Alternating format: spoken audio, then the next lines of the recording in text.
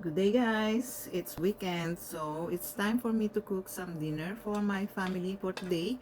Ang lulutuin natin is broccoli with shrimp a la Gina, and on the side we have this chicken wings na nilagyan natin ng minarinate muna natin yan sa orange juice and other some kind of spices. Hindi ko na lang iisa-isahin, pero yan yung ating isang pang-ulam.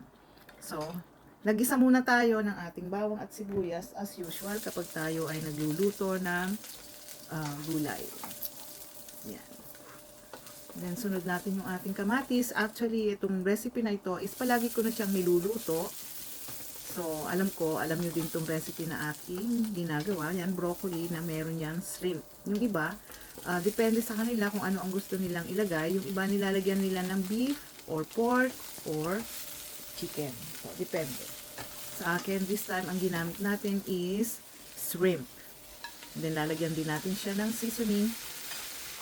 Yan na ang ating dinner for this weekend. Bali, 2 days namin yung kakainin. Kasi, minsan naman, hindi kami palaging kumakain dito sa bahay. Dahil nga, maghapong nasa trabaho. So, nagagalaw na lang namin yung pagkain na yan pag nasa bahay na kami. Of course, alangan naman. Pero kung minsan, binabaon ko din yung aking mga nilulutong pagkain. Kasi, kesa naman sa masayang, so ibaon natin.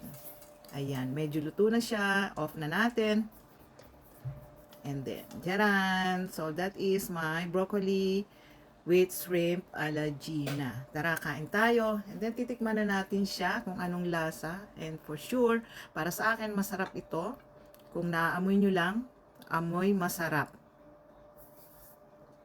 Okay guys, thank you for watching and I hope to see you again next time. And be safe all the time.